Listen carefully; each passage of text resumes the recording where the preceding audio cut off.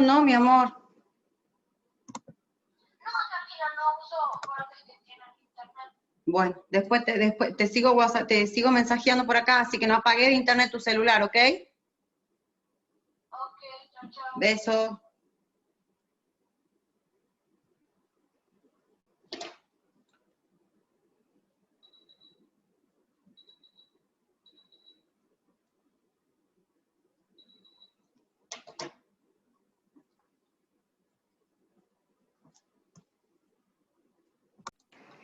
Bueno, ¿cómo están? Espero que estén muy bien. Bienvenidas, bienvenidos, bienvenides a esta presentación del libro, ¿sí? Que tuve el placer de que Ediciones Noveduc publique en junio de este año, y para presentar el libro, que se llama Ser varón en tiempos feministas, entre el conflicto y el cambio, tengo el honor de que me acompañen hoy el licenciado Néstor Casas, que es un psicoanalista tucumano, quien además me ha formado desde hace muchos años, no voy a decir cuánto, porque no es cuestión de andar con estas intimidades. Así que bueno, tengo el enorme honor de que él comente el libro, y por otro lado también nos acompaña hoy Darío Ibarra Casals, que es psicoanalista uruguayo y que es un referente internacional en estudios de varones y masculinidades. Así que bueno, los tres hoy vamos a conversar un poco sobre todo este libro, ¿no? Y a mí me gustaría empezar un poquito diciendo lo que significó, o sea, que si bien este libro surge a partir de una investigación que hice con mi tesis doctoral, en realidad yo empecé con la investigación antes, cuando en el año 2005, junto a Mara Muedano y Sonia Fernández Vecino, comenzamos a investigar la salud sexual y reproductiva de los varones en un hospital público tucumano. Bueno, y ahí comenzó esta cuestión de investigar, que es atravesar una experiencia compleja para pensar cómo encarar el conocimiento, y obviamente también sin olvidarnos que hay un peso en las tradiciones de investigación, y lo que me di cuenta es que esto se complejizaba mucho más porque el objeto de análisis que yo pretendía tener era la masculinidad. ¿Y por qué se complejizaba? Porque sobre todo se complejiza cuando quien investiga es una mujer que encima es feminista y encima es estudiosa del psicoanálisis con perspectiva de género. ¿Y esto por qué lo digo? Porque tradicionalmente ha sido la visión masculina la que se ha considerado equivalente a la visión de toda la sociedad, con el varón como sujeto de la experiencia humana, el que tenía la capacidad de nombrar el mundo, quien tenía la capacidad de representar la realidad, y también de significar a la mujer. Y en ese mismo camino se declaraba a sí mismo como prototipo, como norma y como modelo. Y en ese proceso la mujer fue catalogada como lo otro, como lo ajeno, lo extraño, lo que había que analizar e investigar muy bien, pero con mucho cuidado de no confundirse con ella, ¿no? Entonces, fíjense que cuando una mujer estudia al varón como un ser con especificidades genéricas, estamos trastornando en ese mismo acto el orden social androcéntrico, en el cual las mujeres hemos estado marcadas por la diferencia, señaladas como lo distinto, como lo otro, y esto es lo que produce que en muchas ocasiones se cuestione la legitimidad o la competencia de las mujeres para estudiar a los varones. Yo lo que creo en realidad es que lo importante no es quién investiga, sino que las investigaciones realmente permitan analizar prácticas y representaciones de los sujetos varones desde sus especificidades de género, sin olvidar que los varones son partes de relaciones sociales que los colocan mayoritariamente en una posición de dominación.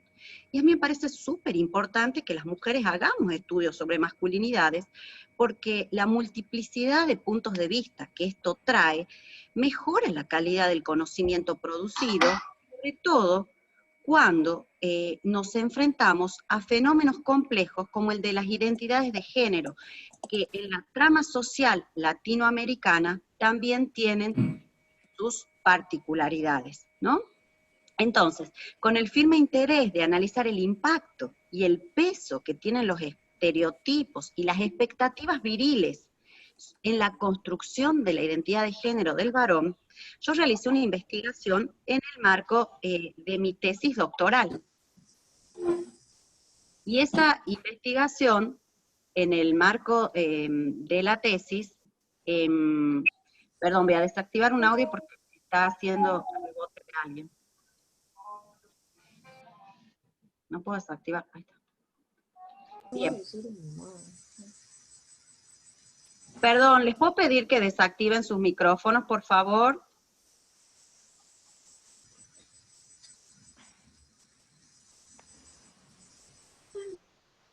Ahí está. Creo que ahí estamos.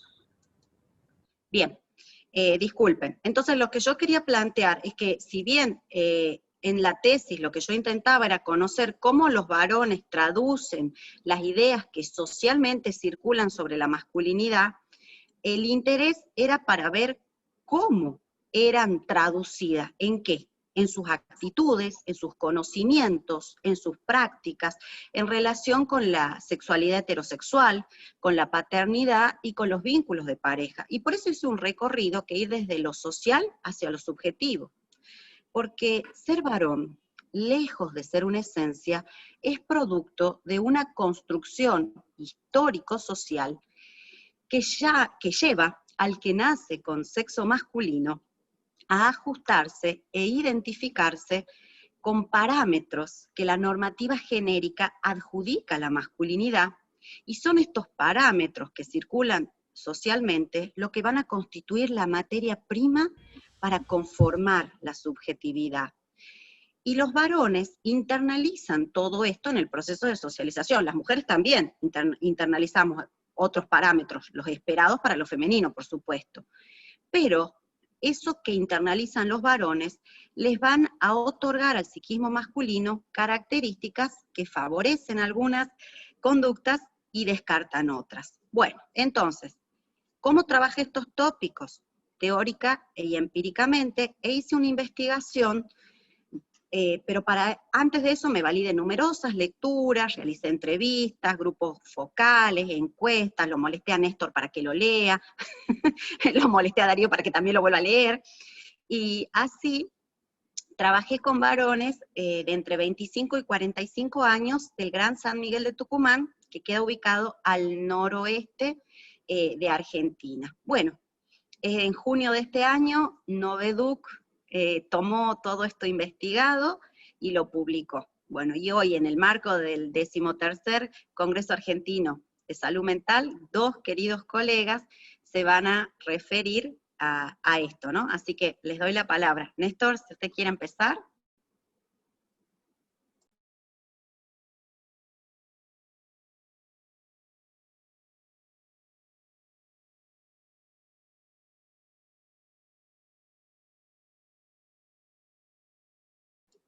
Néstor, está Ahí silenciado. está. Ahí Sí, sí. sí, lo voy a hacer. Bueno, antes que nada, quiero agradecerle a usted, a la doctora María Gabriela Córdoba y a Noveduc, el permitirme acceder a un público bastante amplio, creo yo, no solo por los presentes en este Zoom, sino también por la capacidad de multiplicar que tiene este medio y también el de traspasar fronteras, ¿no? Creo que una de las cosas nuevas que tiene esta pandemia y buena es que nos ha abierto la posibilidad de alcances a material y a lugares, y la accesibilidad ha sido mucho, mucho mayor. Ser varón en tiempos feministas hace muy poco tiempo que ha sido editado, recién decía en junio, y sí, nada más que 4 meses. si bien yo lo vengo leyendo y transitando desde la tesis y después, ¿verdad? Y eso por ahí me ponía en, digo, bueno, ¿qué digo? Porque se me mezcla entre todo lo que he ido leyendo en distintos momentos, pero bueno, hay mucho, mucho, mucho para decir, ¿no? Entonces, si bien hace un poco tiempo que ha sido editado, va recorriendo un camino a pasos rápidos y ha encontrado entre muchos interesados a entusiastas lectores latinoamericanos y favorecido un rico intercambio entre profesionales de diversas disciplinas, revelando una problemática común en nuestro continente con sus particularidades locales a la que este trabajo aporta elementos conceptuales y prácticos para la reflexión, análisis y búsqueda de soluciones. Esto me llamó mucho la atención cuando participé en otras presentaciones o ponencias de Gaby, sea en Perú o en México, cómo entre las preguntas surgían las inquietudes por problemáticas comunes, ¿no? Y que en un momento dado pensé que, bueno, qué bueno esto que circula, porque hasta se puede ir gestando un pensamiento, digamos, latinoamericano desde nuestras realidades de estas problemáticas.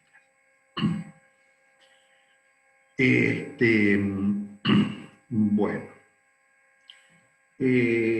Gabriela efectúa tareas de investigación y docencia en el Centro de Investigación en Géneros, Masculinidades y Diversidad del NOA, que se ha transformado en un importante referente sobre la temática. Así como el libro en poco tiempo ha realizado este recorrido, la autora también en su juventud es poseedora de una capacidad de trabajo y estudio sistemático con amplios intereses y una aguda capacidad de análisis y pensamiento crítico que sabe volcar muy bien en un texto logrado. Para muchos ya es libro de consulta necesario para realizar un estudio ordenado y profundo sobre conceptos sin los cuales nos es difícil comprender los cambios que se vienen produciendo y se aceleraron en los últimos tiempos respecto a la sexualidad, el género y los modos de vincularse.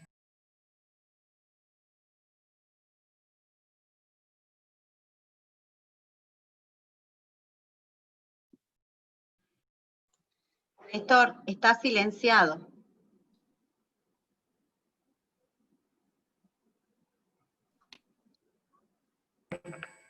Ahí está. Ahí ¿Desde está. dónde se silenció? Desde Bueno. cuando contaba de los estudios de Centro Somos NOA. No, Desde ahí. bueno, perfecto. Disculpen las desprolijidades, pero estos bichos... A ver, voy a sacar el cursor donde estaba, en una vez he tocado algo y no soy muy ducho en estas cuestiones. Así como el libro, en poco tiempo, ha realizado este recorrido, la autora también en su juventud es poseedora de una capacidad de trabajo y estudio sistemático con amplios intereses y una aguda capacidad de análisis y pensamiento crítico que sabe volcar muy bien en un texto logrado. Para muchos ya es libro de consulta necesario para realizar un estudio ordenado y profundo sobre conceptos sin los cuales nos es difícil comprender los cambios que se vienen produciendo y se aceleraron en los últimos tiempos respecto a la sexualidad, el género y los modos de vincularse. Ser varón en tiempos feministas es un reto y un desafío que interpelan los modos de vivir la sexualidad y de relacionarnos con enormes y variadas manifestaciones en toda una constelación de expresiones genéricas. Exige a los varones conocerse o deconstruirse, dirán algunos en un lenguaje más académico actual, y poner en juego la mayor o menor flexibilidad de que somos capaces. También interpela a las mujeres respecto a qué es ser mujer.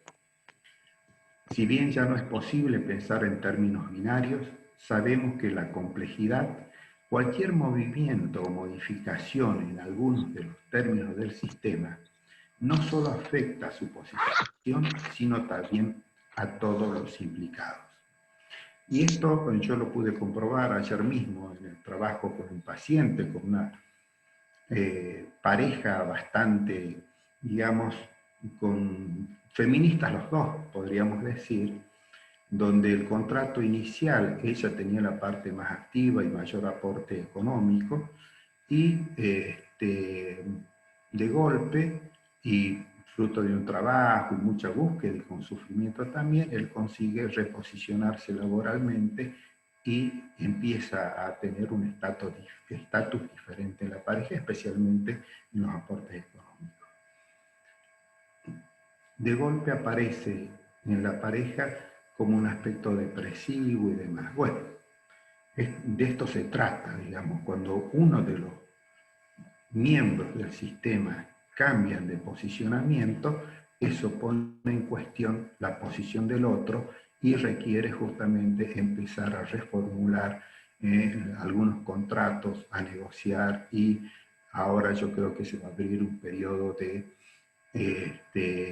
transición donde se va a poner en juego esa capacidad de readaptarse o de reformular los contratos preexistentes, digamos, a esto me refiero, ¿no? O sea que el trabajo, además, bueno, ya sigo leyendo mejor porque si no me voy asociando y voy a terminar en cualquier lado. Ser varón en tiempos feministas activa modos defensivos que llevan a muchos varones a atrincherarse con antiguos mandatos que el patriarcado elaboró y sostiene, o intenta cambios como si, o replantearse genuinamente su posición atravesando inseguridades, angustias e incertidumbres, como bien lo muestra el trabajo de campo en la sistematización que realiza de 3 tipos de respuestas que los varones dan ante estos cambios, que en ellos producen un desconcierto o una crisis. En relación al tema, bueno, yo creo que al final podríamos comentar algunas cosas, especialmente ese concepto, Gaby, que usted utiliza bastante, de impotencia vital, como una de las reacciones que los varones tienen frente a estos cambios, ¿no?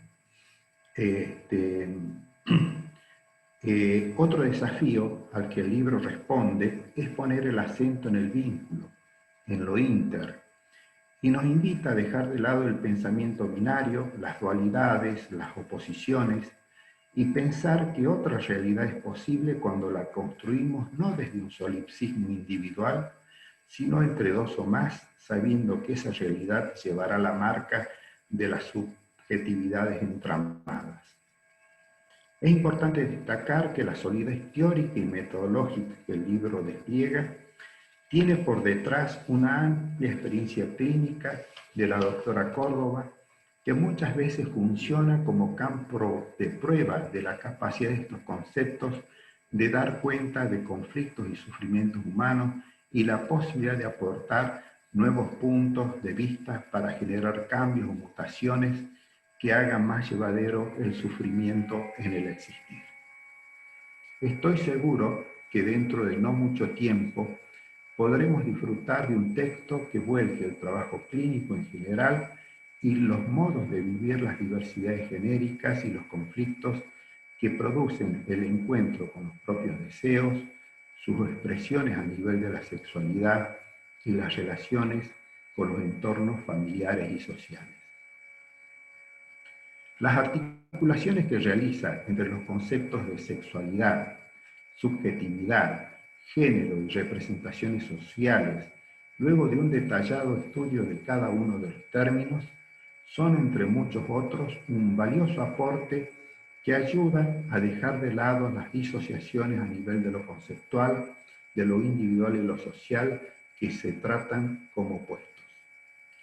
Como el objeto clínico de estudios se genera en el encuentro personal, donde juega un papel importante en nuestros marcos conceptuales y también nuestras historias, el incorporar los puntos de vista que el texto aporta enriquece nuestra capacidad clínica, ampliando las posibilidades perceptivas, explicativas y de resolución de las problemáticas que se nos presentan. En los primeros tiempos de mi práctica clínica, la consulta de pacientes homosexuales no era tan frecuente y los motivos no eran tanto la implicancia del ser y los modos de expresión y satisfacción sexual, sino el rechazo del núcleo familiar y social y tener que afrontar la estigmatización, la discriminación y agresiones. Uno de los primeros pacientes homosexuales que me consultaron, un joven de mediana edad, me dijo: hasta ahora evité venir a un psicólogo o psicoanalista porque creo que ustedes matan las pasiones. Y yo estoy muy bien con mis pasiones.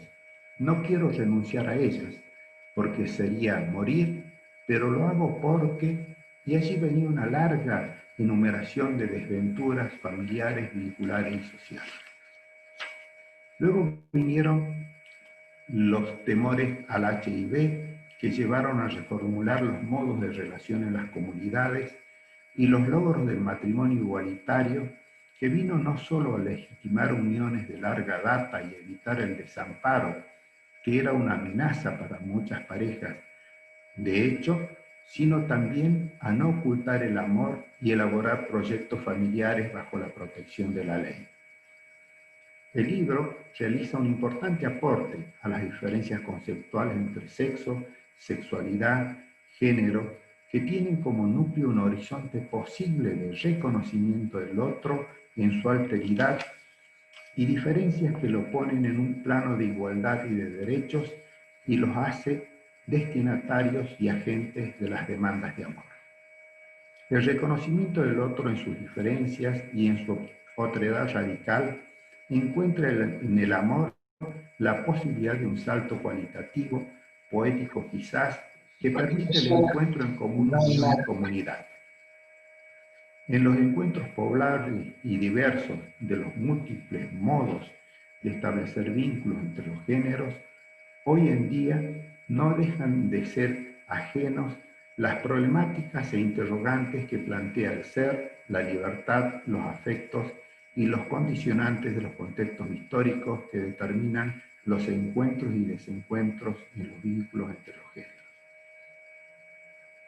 No puedo dejar de señalar que mucho a lo que hago referencia se da en el marco de lo ominoso de la pandemia, que visibiliza, como en todas las tragedias, lo peor y lo mejor de la humanidad.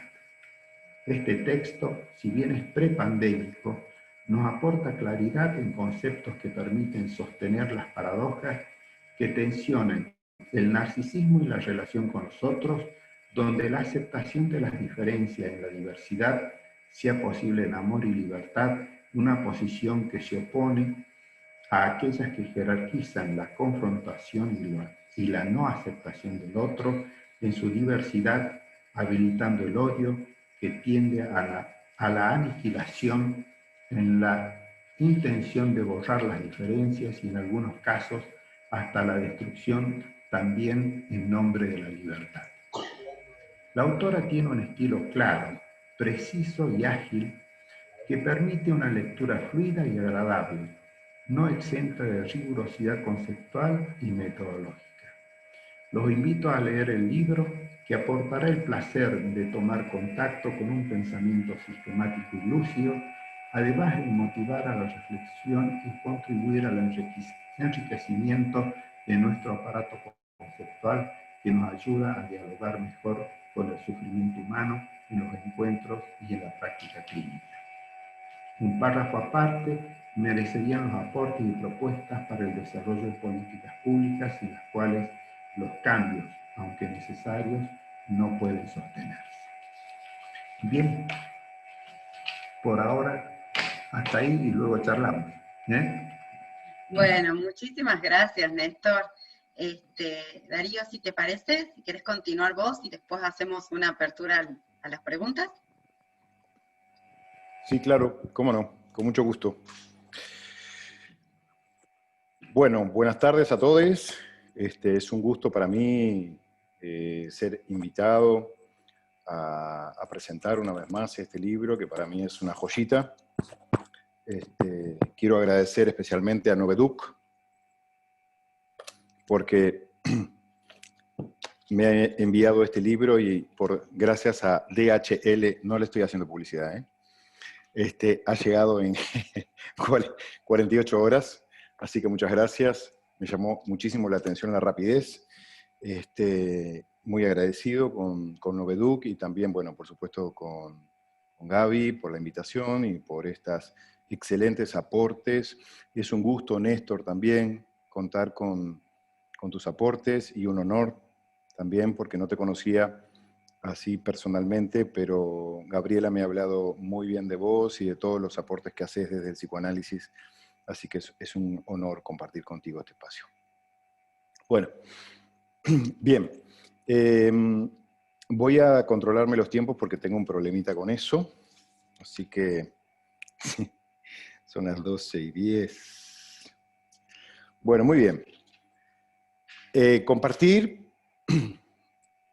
con ustedes que para mí esta es una obra inédita, en el sentido de que aporta a los estudios de varones y masculinidades contenidos que de alguna manera sistematizan una cantidad de supuestos teóricos que, sumado a la investigación de Gabriela con los varones tucumanos, que a la vez coinciden con un montón de tendencias que tenemos los varones latinoamericanos, dan luz y organizan y ordenan un montón de información que de alguna manera estaba, bueno, pendiente de organizar. Me parece que en ese sentido aporta muchísimo a esta disciplina, a este campo de estudios que son los Men's Studies, ¿sí? Por otro lado, el hecho de que las mujeres se estén involucrando en los estudios de varones y masculinidades en Latinoamérica, sí, me parece súper importante e interesante. De todas maneras, no podemos desconocer que ya hay otras colegas que ya están trabajando hace muchos años en los estudios de las masculinidades, como son Norma Fuller, Irene Meller, Mabel Burín, Elba Rivera, Sara Fernández de Colombia, Teresa Valdés de Chile, Mara Viveros de Colombia. O sea, realmente hay mujeres, y bueno, por supuesto que ahora se le suma la doctora Gabriela Córdoba, que han hecho aportes bien importantes y bien interesantes en lo que tiene que ver con los estudios de las masculinidades, y que son colegas que provienen de los estudios de género, ¿sí? Que eso por supuesto que ya lo sabemos, pero igual lo vamos a repetir. El campo de estudios de los Men's Studies están dentro de los estudios de género, ¿verdad? Bien, así que no solamente es importante que haya mujeres que también nos interpelan desde la teoría, desde sus investigaciones, desde su praxis, ¿sí? Sino que también invito, ¿no? Acá no sé si me pongo un poco atrevido con esto que voy a decir, pero invito también a las colegas a generar, construir metodologías de abordaje a diferentes aspectos de la masculinidad hegemónica, como es el ejercicio de la violencia, el involucramiento en las paternidades más positivas, activas, la sexualidad más consciente, etcétera, etcétera, ¿no? Ahí creo que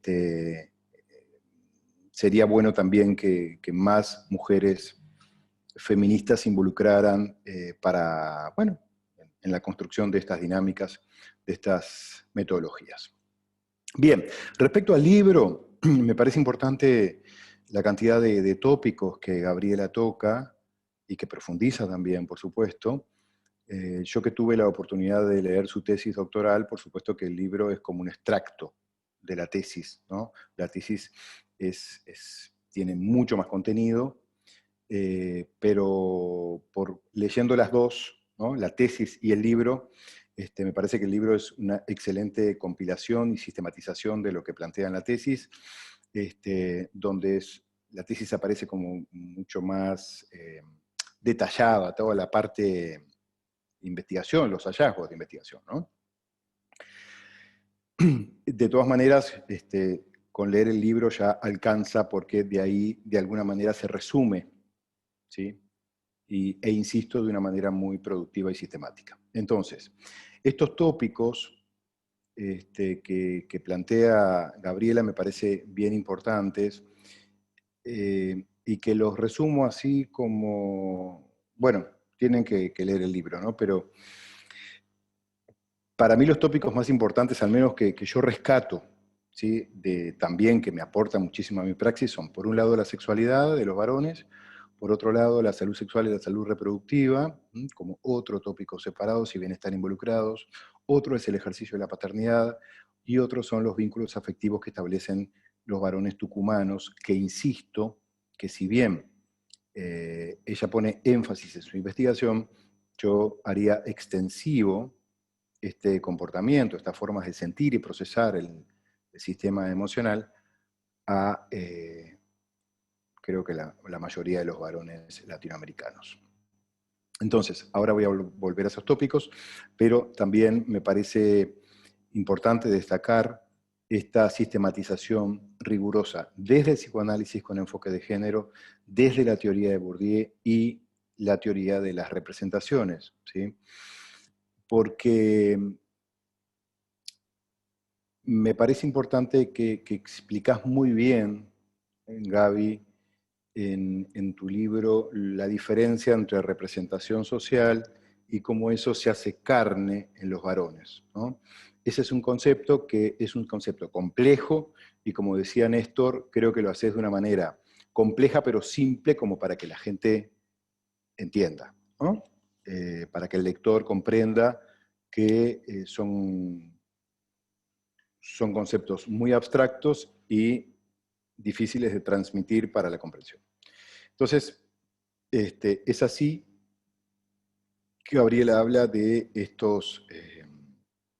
estas prescripciones y proscripciones que los varones tenemos en Latinoamérica, yo diría, ¿no? Si bien insisto que la investigación gira en torno a los varones tucumanos.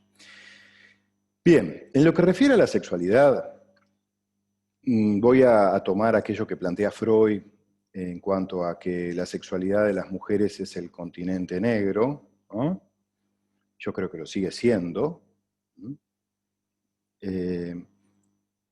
porque bueno, todavía seguimos con algunos mitos, inclusive desde el psicoanálisis más tradicional también me parece que por ahí algunos colegas lo siguen reproduciendo.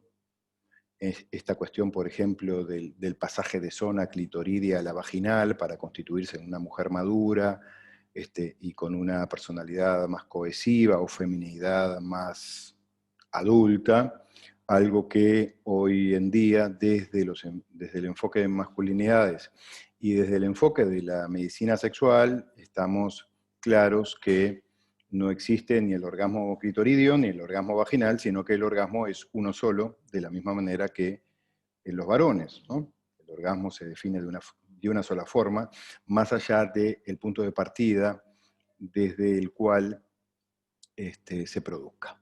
Entonces, esto es algo que todavía se sigue reproduciendo, no solamente en el colectivo imaginario, sino que algunos colegas lo siguen reproduciendo de esta manera, y si bien es muy respetable, pero creo que en este punto la sexualidad de las mujeres sigue siendo el continente negro. Pero para seguir hablando de los varones, en ocasiones, y por lo que yo he visto de mi trabajo de masculinidades, he observado que muchos varones creen que es muy claro cómo nosotros vivenciamos la sexualidad, nuestra propia sexualidad. Y también en ese punto considero que hay algo de lo que dice Freud, ¿no? En cuanto a lo del continente negro, porque realmente tenemos muchos mitos todavía incorporados que reproducimos a través del discurso en lo que tiene que ver, y en nuestras prácticas, por supuesto, lo que tiene que ver con nuestra propia sexualidad. Por ejemplo, la hipersexualidad o el deseo sexual hiperactivo de los varones, el deseo sexual aumentado, que muchos varones creen que eso es algo absolutamente natural y saludable, sin embargo, no lo es, porque la hipersexualidad masculina no es un atributo, ¿no? Sino que es un efecto de la masculinidad hegemónica y sus características. Entonces, en este sentido, creo que Gabriela lo aborda algunos de estos aspectos de manera bien interesante, donde explica cada ítem respecto, por ejemplo, al tema de la sexualidad. También ella habla de la masturbación, del deber ser, de la omnipotencia masculina, ¿sí? Y en una viñeta, Gabriela, te voy a citar, planteas algo así como que un varón dice, a la mina la tenés que dejar sedada, ¿no? Bueno, esto es un término que también se utiliza acá en el Uruguay, y justamente refiere a un estereotipo de género que gira en torno a la masculinidad hegemónica y que supone de que las mujeres no pueden autoprocurarse placer y que los varones somos los que tenemos que poder generar este goce sexual en ellas y dejarlas como hipnotizadas, sedadas, muertas, ¿no? Después de haber tenido una relación sexual. Esto realmente es un concepto que es preocupante, ¿no? Y sin embargo los varones lo siguen planteando como algo absolutamente naturalizado. Y es preocupante porque, de alguna manera, los varones quedamos en un lugar de alta potencia, valga el lapsus, y las mujeres quedan en un lugar de subordinadas, una vez más, donde parece que nosotros somos los únicos capaces de generarles placer sexual. Bien, otro de los tópicos es el de la salud sexual y la salud reproductiva, donde Gabriela también aborda esta temática de manera bien interesante. Yo creo que aquí se aporta una muestra en cuanto a la necesidad de crear políticas públicas para abordar la salud sexual de los varones, ¿sí? Yo no sé en Argentina, pero en Uruguay recién este año publicamos a través del Ministerio de Salud Pública, del UNFPA, un manual para el trabajo en salud sexual y salud reproductiva de varones en el primer nivel de atención en salud, donde pudimos integrar el enfoque de estudio de varones y masculinidades. Recién ahora, en el 2020. Por lo que estuve investigando, me parece que en Argentina no hay, pero bueno, no se preocupen porque en ninguna parte de Latinoamérica hay, así que estamos ahí, dentro de la mayoría.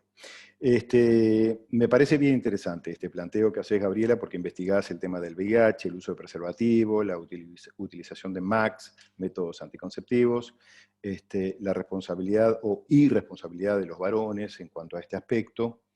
Y bueno, esto es como para poder leerlo y profundizarlo, e insisto que es como a partir de esta teorización que surge desde la investigación, podemos apalancarnos para poder aportar a la construcción y a la creación de políticas públicas al respecto. Luego el segundo tópico es el de las paternidades, ¿sí? Donde Gabriela toca y profundiza la cuestión de la dificultad que los varones tenemos para paternar, ¿sí? Si bien en este aspecto yo creo que es uno de los pocos aspectos en los cuales los varones hemos evolucionado mucho más, ¿sí? En estas últimas décadas. Creo que teníamos como muy pendiente ser padres distintos a lo que nuestros papás fueron con nosotros, ¿no? Padres más distantes, más ausentes. Entonces, esta urgencia, esta emergencia la pudimos poner a jugar. Por eso creo que lo podemos hacer. La pregunta sería, bueno, ¿por qué los varones no podemos estar más presentes de lo que estamos? Si bien hemos evolucionado en este aspecto, pero bueno, todavía nos falta. Nos falta porque nosotros estamos más presentes, a nivel emocional, a nivel logístico, pero todavía estamos lejos, ¿sí? De igualarnos con la cantidad de horas que estamos en la semana en situación de cuidado de otras personas, niños, niñas, adolescentes, personas mayores, ¿sí? Al menos las investigaciones que se hicieron acá en Ni Mujeres, Ministerio de Desarrollo Social, sobre la cantidad de horas que están los varones y las mujeres en situación de cuidado o en actitud de cuidado, las mujeres van mucho por delante, ¿no? O sea que todavía nos falta, y más allá de eso tendríamos que estar presentes de otra manera, ¿no? Yo siempre digo, estar presentes con nuestros hijos e hijas y estar disponibles, ¿sí? Porque podemos estar todo el día en casa, como lo que nos pasó ahora en el COVID, que los varones estamos en casa, trabajamos en casa, pero una cosa es estar y otra cosa es estar disponible emocionalmente para que tus hijos e hijas se puedan acercar a vos, interactuar con ellos, ver que vos también podés hacer cosas en casa, ¿sí? No es lo mismo estar presente que estar disponible. Y esa es una diferencia que de alguna manera Gabriela también la plantea en su libro, y me parece bien importante destacarla porque esto es un gran aporte, ¿no? Porque a veces yo lo que he visto en investigaciones y en teorizaciones es esto de que a veces los varones estamos en casa o se hacen relevamientos de cuántas horas estamos o cuántas cosas hacemos, pero eso, si bien es importante, nos falta esa otra patita, ¿no? El tema de la disponibilidad, ¿sí? Bueno, acá Gabriela destaca la diferencia entre varones urbanos y los que viven en la periferia, que ahí también esa diferenciación me parece bien interesante para poder rescatarla y explicarnos por qué unos sí y otros no y tal, y al revés. Bueno, el cuarto y último tópico, ella toca el tema de las relaciones de pareja, ¿m? Y profundiza en esto, y habla, por supuesto, de la representación que los varones tenemos de lo que es una pareja, y en este punto me parece bien importante, porque no es lo mismo tener una pareja mujer que una pareja hombre, ¿sí? Está claro que si sos hombre no es lo mismo, pero a lo que voy es que no es lo mismo cuando te vinculás con un otro hombre, sea pareja o sea tu amigo, o sea tu hijo, o sea tu papá, ¿sí?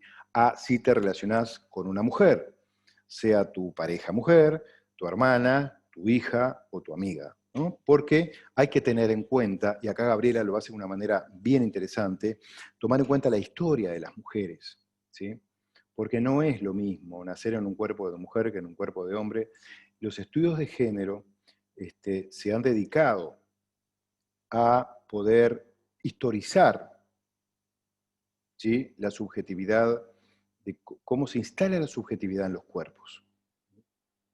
Y esto es algo con lo que yo lucho constantemente cuando trabajo con varones, porque a veces muchos varones quieren ser como históricos, ¿no? Decir, bueno, yo soy hombre, soy igualitario, cosa que es mentira, porque no se puede ser igualitario en esta cultura patriarcal, pero ponele que sí, que hagamos todo el esfuerzo, y es lo mismo, ¿no? Es lo mismo, ser hombre que ser mujer, tendría que ser lo mismo, es cierto, pero no lo es, ¿no?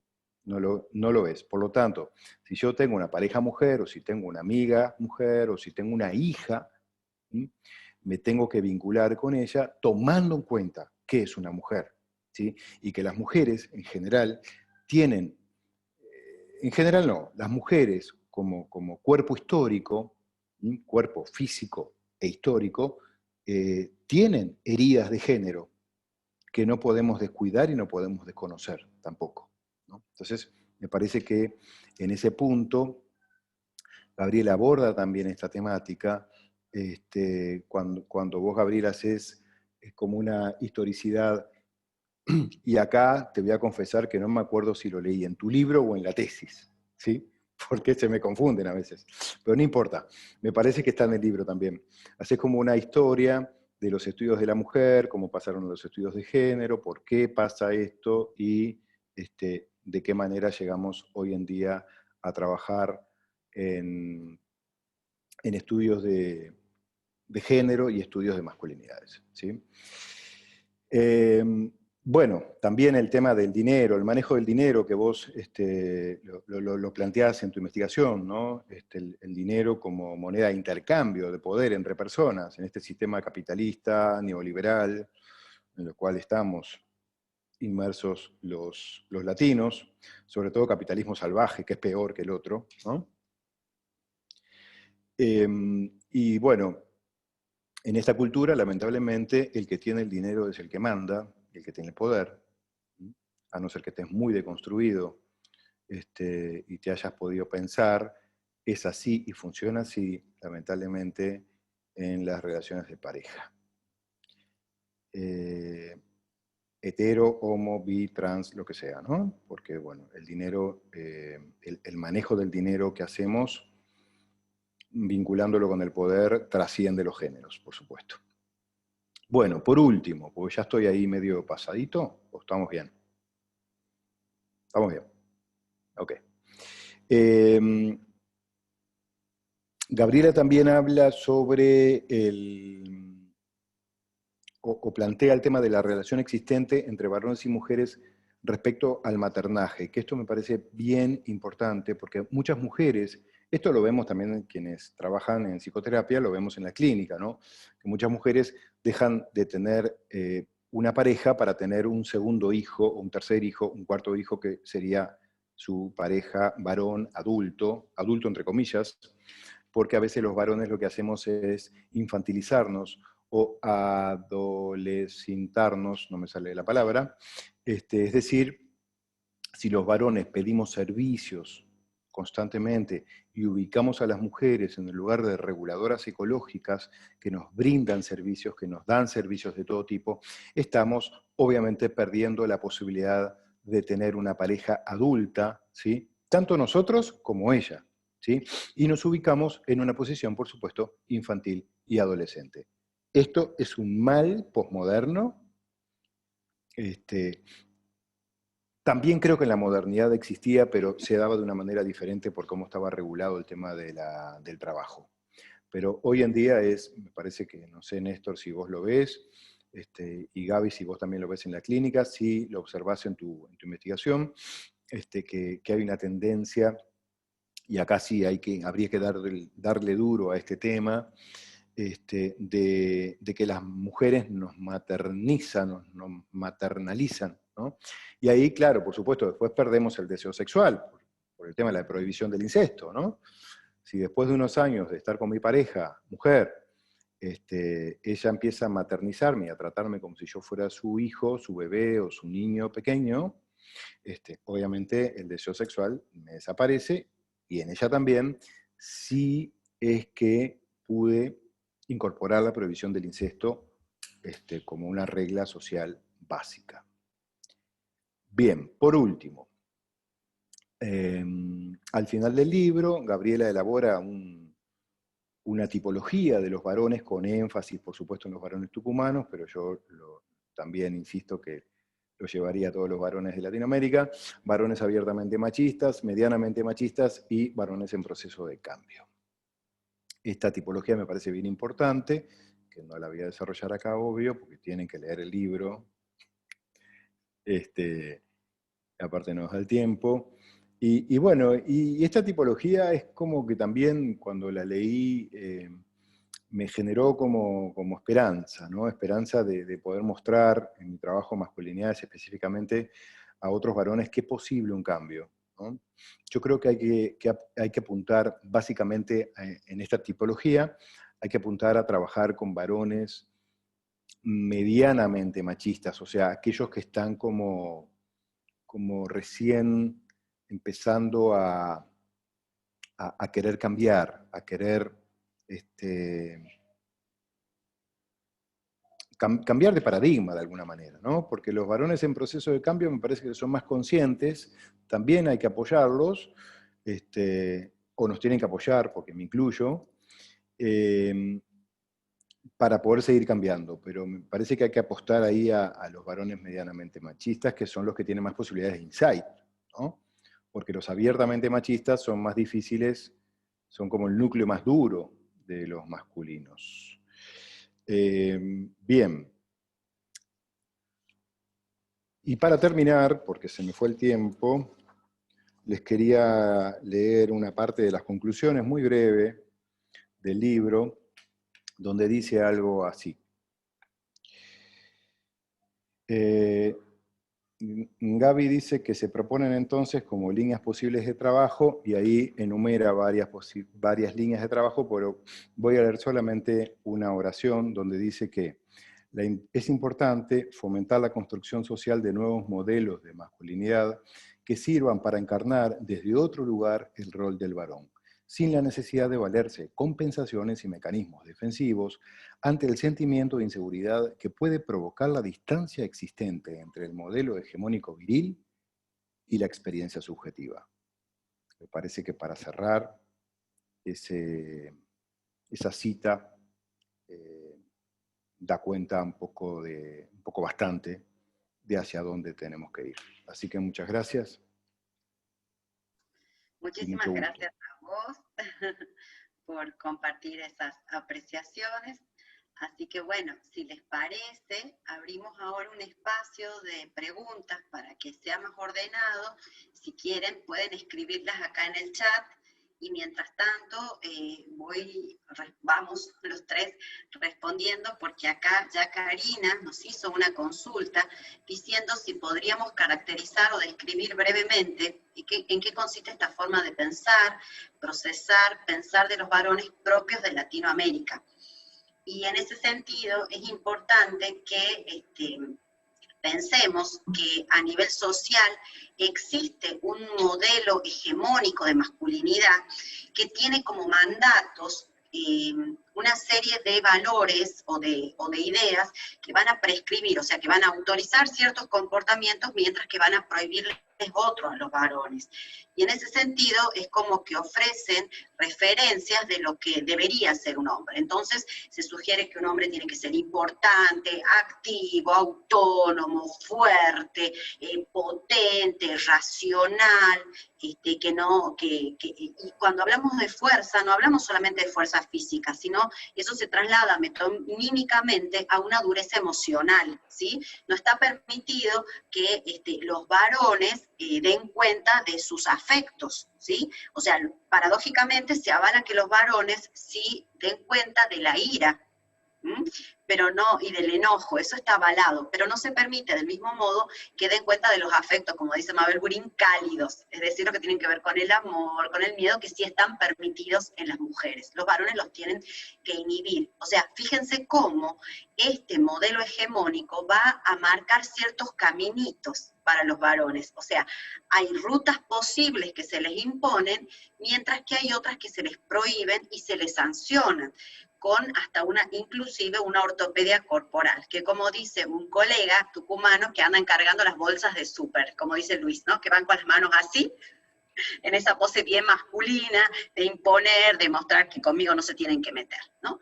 Ese modelo que circula socialmente, de lo que se espera que sea un varón, funciona como una materia prima, que se internaliza, que se hace carne, y es la que después los varones ponen en juego en sus maneras de actuar, en sus maneras de sentir y de obrar.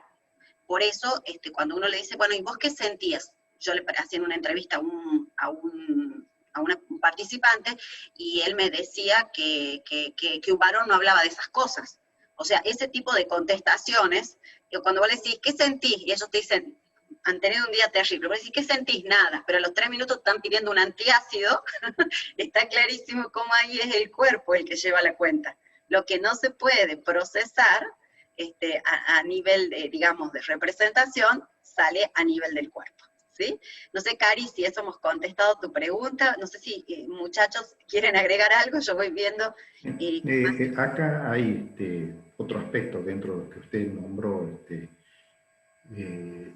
se traducen en déficit, digamos, de los hombres, ¿no? Que es, además de las inhibiciones que usted nombró, la inhibición de la ternura, ¿no?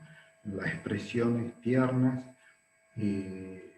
no solo que se pudieran poner en juego, no solo en relación con la sexualidad, sino también en los actos cotidianos, ¿no?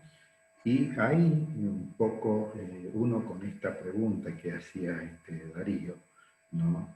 Que respecto a la maternalización, ¿no? Que pueden sufrir algunos hombres, digamos, a manos de las mujeres, ¿no? Y que después eso se traduce en dificultades también que se pueden expresar en el ejercicio de la sexualidad o la manifestación de la sexualidad, ¿no? Y hay dos cuestiones. ahí. Por un lado, esta menor capacidad o disposición o habilitación para las manifestaciones cariñosas y tiernas, reducir en los hombres más sobre todo a lo sexual, pero que se puedan poner también en juego en el vínculo de pareja y fundamentalmente nutrir mucho de la relación con los hijos, que ese era otro tema prohibido por la cultura. Los padres eran rígidos, exigentes, ¿no? Y para nada tiernos, porque eso era, digamos, transmitir un modelo no muy masculino.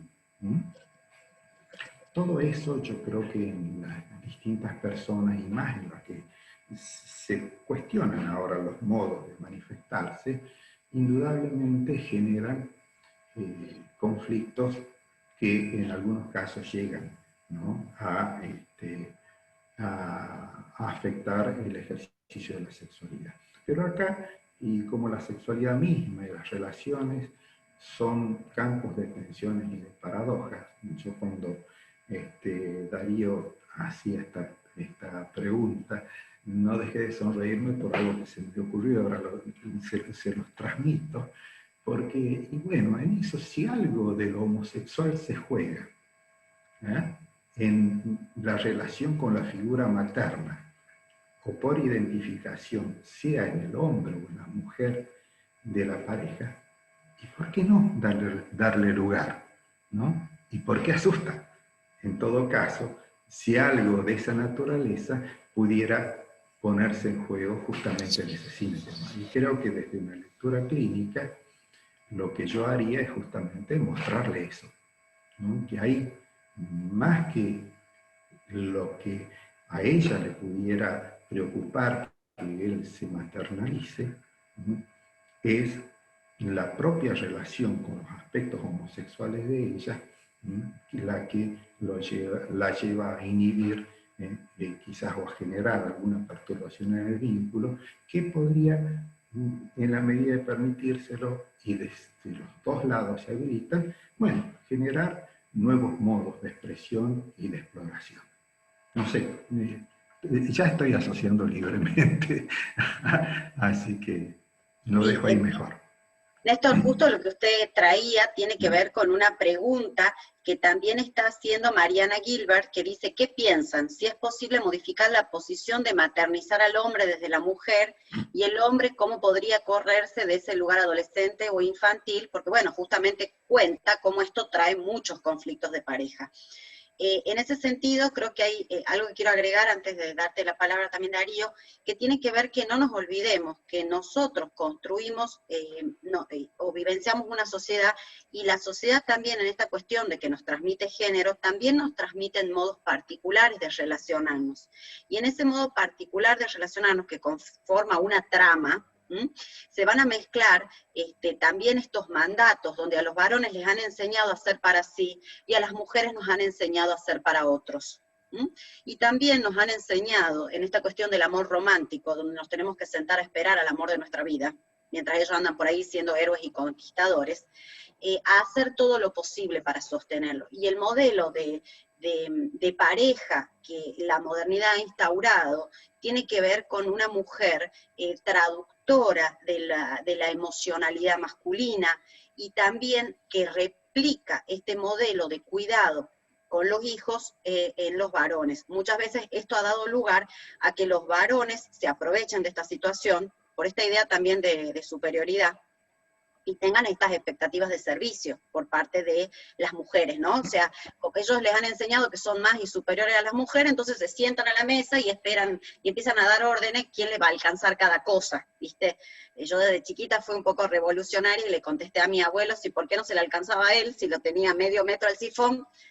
Bueno, después les cuento, eso sería anécdota de otro momento, pero bueno, pueden entender que nunca he sido un poco desobediente, siempre.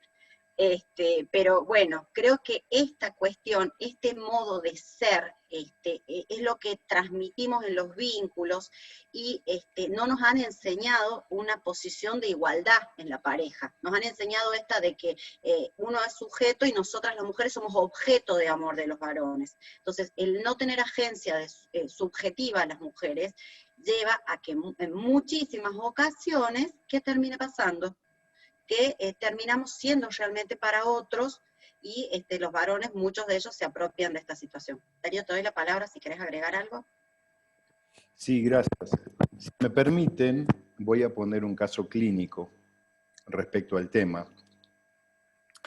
Hace unos años, un paciente varón me consultó por un problema de deseo sexual.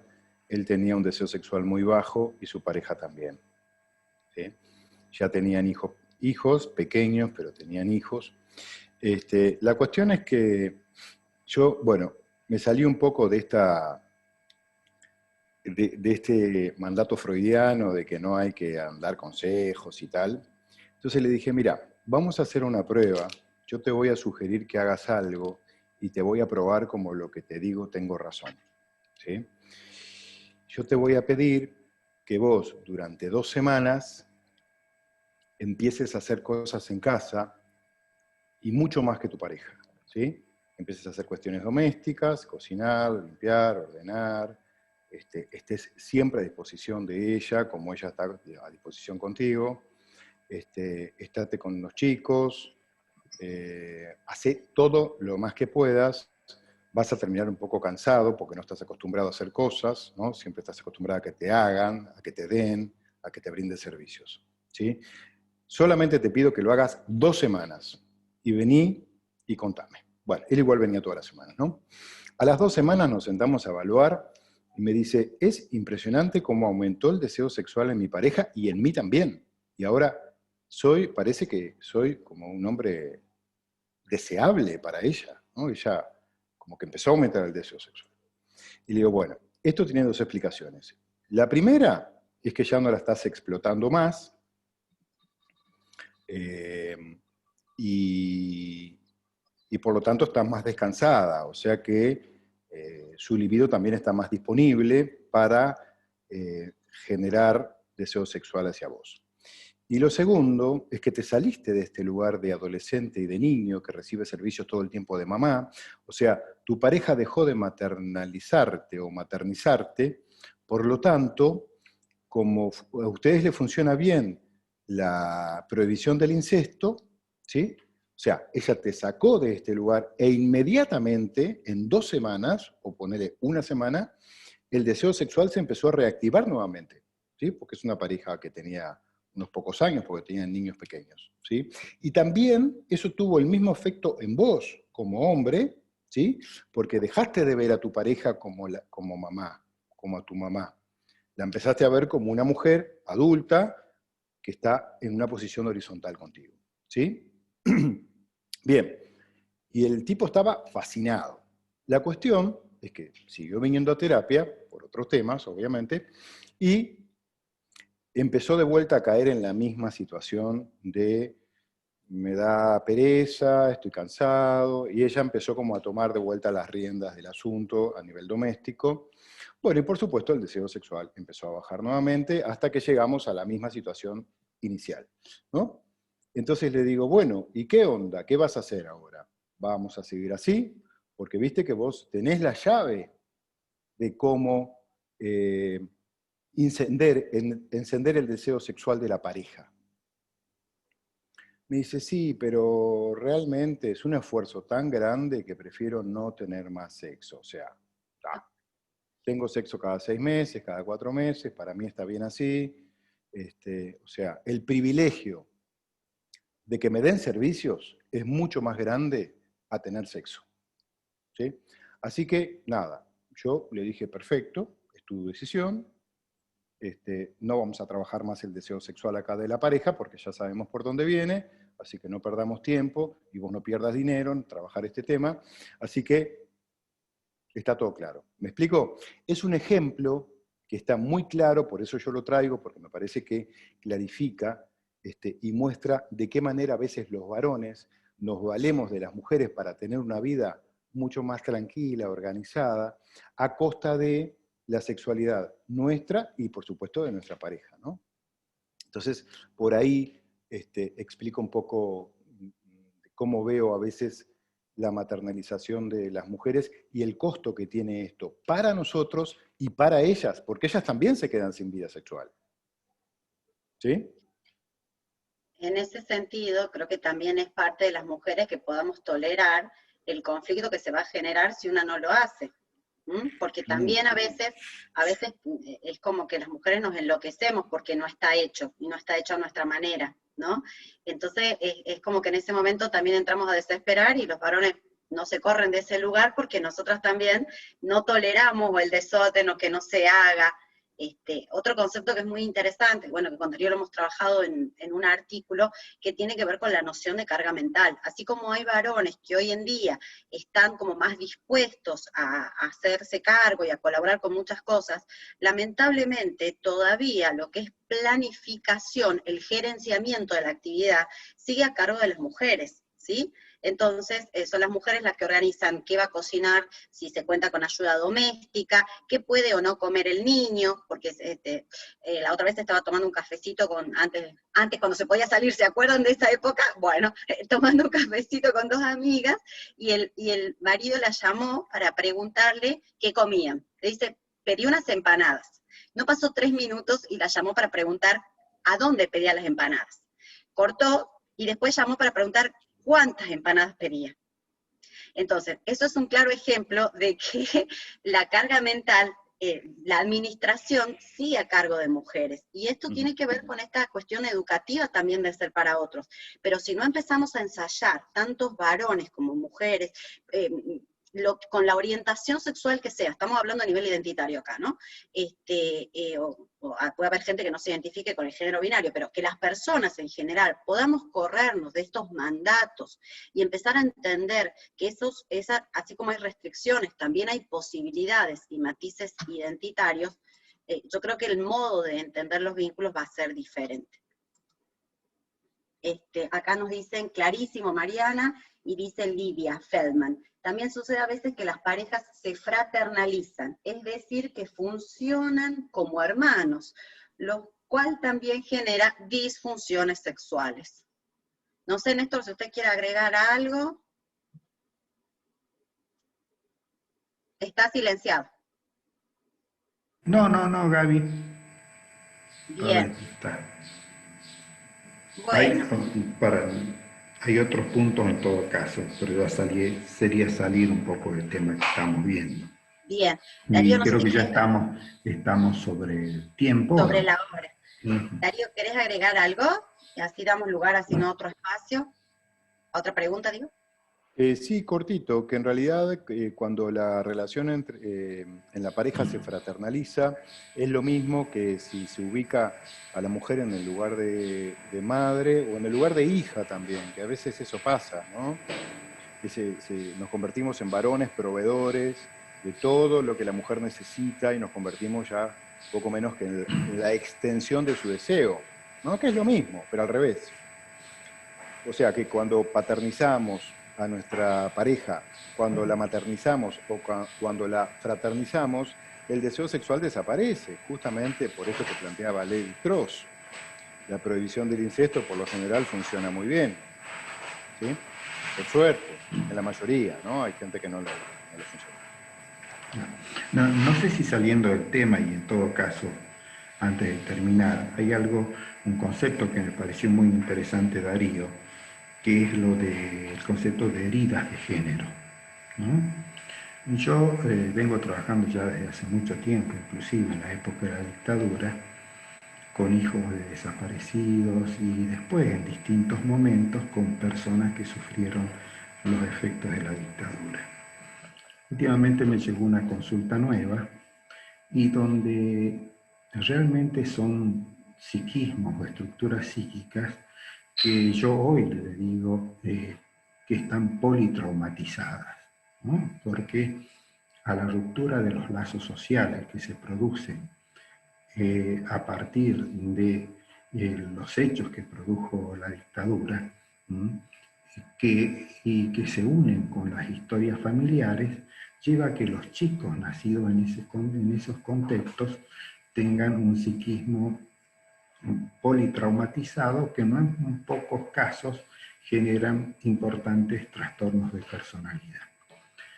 Ahora, este concepto me pareció interesante porque creo que quizás me puede ayudar a ver, por ahí cuando escuchamos y analizamos algunos aspectos de las historias que traen tanto varones como mujeres, quizás no prestamos tanta atención, o yo me estoy preguntando si presto tanta atención, si prestamos tanta atención a esas heridas de género, como vos el nombre le das, y los efectos que eso tiene, no solo en los síntomas que vemos ahora, sino en la estructuración de esas personalidades, ¿no? Me parece un concepto que puede ser así, que amplía, que puede ayudarnos a mirar de otro modo algunos fenómenos de la técnica.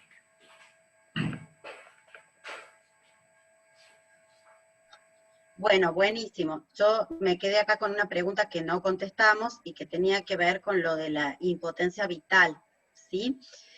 Lo que yo planteaba en este sentido, o lo que planteo en el libro, tiene que ver con que los tiempos a los que llamo feministas han traído muchos cambios, ¿sí? Porque las mujeres estamos redefiniendo nuestra identidad.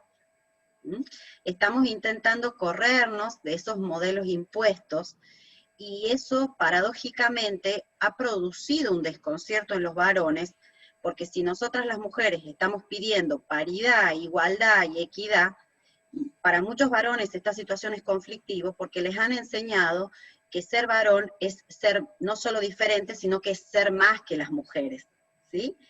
Entonces, los varones terminan posicionados frente a estos tiempos feministas con distintas respuestas. Yo al menos encontré tres. La primera de ellas tiene que ver con la impotencia vital. Es decir, son aquellos varones que frente a los cambios sociales siguen actuando como si aquí no pasase nada. Es decir, siguen adheridos a los roles conservadores y al modo tradicional de entender lo que es ser un hombre, ser dominante, y en realidad lo que yo planteo es que esos varones se atrincheran como en un tradicionalismo de la virilidad, como una manera de decir que acá no cambia, pero en realidad están protegiendo su sentimiento íntimo de sí frente a los cambios porque carecen de herramientas para enfrentarse a estas nuevas situaciones, y por eso acuño el término de impotencia vital. También hay Disculpe Gaby, ¿y eso pone en juego algún aspecto, moviliza aspectos depresivos en esos varones? Sí, tenemos dos tipos de respuestas. Hay varones que movilizan a depresiones, que sabemos que en la masculinidad a veces no se manifiestan como tales, sino que hacen un desplazamiento hacia el cuerpo. Entonces aparecen como cuadros sintomáticos, psicosomáticos, digamos, que no tienen mucha explicación. Pero claro, también, o hacia la agresión, ¿no? Claro, y tenemos la segunda línea, claro, una agresión hacia adentro. Y después tenemos estos otros varones que comienzan a actuar más agresivamente en un concepto que yo también llamo de una llamada al orden a las mujeres. Si ellos no pueden ser dominantes, que es lo que se debía, bueno, te voy a ubicar en la palmera, dicho vulgarmente, para que te quede claro cómo te tienes que manejar, y en ese sentido se valen digamos, de la violencia, para intentar sostener esa balanza que le han enseñado que debe ser asimétrica, desigual, y ellos deben estar detentando el poder, ¿no? Hay otro tipo de varones, hay otros varones a los que yo he llamado supuestamente deconstruidos, o aparentemente deconstruidos, que son los que dicen que no son machirulos, digamos, pero que en realidad, yo hago la traducción a la cotidianeidad, que son aquellos que en realidad tienen como un discurso maquillado, pero en el fondo sus prácticas tienen mucho parecido con lo tradicional, ¿sí? Entonces, por ahí son varones que dicen que son supuestos aliados, o son varones que también por ahí hablan de otros varones, como qué desastre, Pepito, que viste cómo hace las cosas con la mujer, pero no hay como un cuestionamiento personal a qué les está sucediendo. ¿Mm? Y yo hablaba de matices identitarios porque por suerte hay un tercer grupo de varones que son los varones que están en proceso más consciente de cambio. ¿Qué quiero decir con esto? Que son varones que están pudiendo ver esto que sucede y están dándose cuenta de que ese modus operandi no es saludable, ni para sí mismo, ni para quienes lo rodean. Entonces están como intentándose preguntar, repreguntar, pero es un trabajo que lleva esfuerzo. ¿Mm? El tema es que el beneficio que tiene es que empiezan a ser más saludables para sí mismos y para otros. Pero bueno, eso significa hacer todo un proceso que para los varones es nuevo. En cambio el feminismo lo viene trayendo o arrastrando desde hace mucho tiempo, ¿no? Así que bueno, muchas gracias a todos, todas, todes por haber participado. Estamos ya en horario. Así que, bueno, nuevamente les agradezco, Néstor y Darío, el haber estado acá. Y bueno, y quedamos a su disposición, nos pueden consultar por las redes sociales. Y a la gente Al que preguntaba. contrario, les agradezco yo, Gaby, a usted y a la editorial, y a Darío, que ya hemos podido compartir este momento, y bueno, estos intercambios son siempre enriquecedores. Gracias a todos. Bueno, este video queda, este video va a quedar subido en la página de Noveduc/encuentros, así como en la página del Congreso, para si después quieren verlo o compartirlos, así que te doy la palabra, Darío, ahora. Sí, gracias. Antes que nada, quería comentar algo que me parece importante. Este concepto, Néstor, de herida de género no es mío, es del doctor Antonio Ramírez, que es un colega mexicano, psicólogo, y que no lo tiene publicado todavía, pero yo lo cito en mi tesis doctoral, y por supuesto que pongo su nombre, porque me parece un concepto, estoy de acuerdo contigo, que es muy útil para poder abordar esto que estabas planteando vos. Eso por un lado.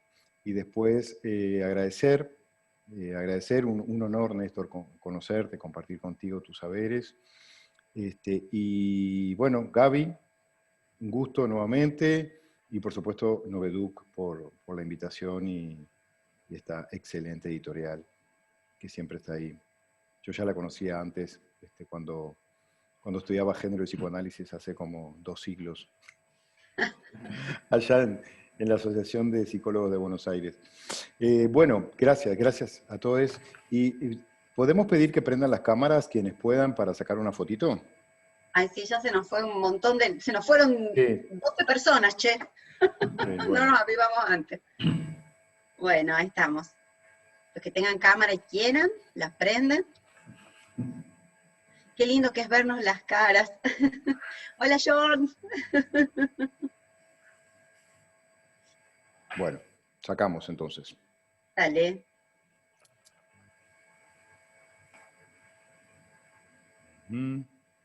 Ahí apareció alguien más. Va. Listo. Bueno, muchísimas gracias a todos y un gusto. Chau, gracias. Chau, gracias. Chao, chao.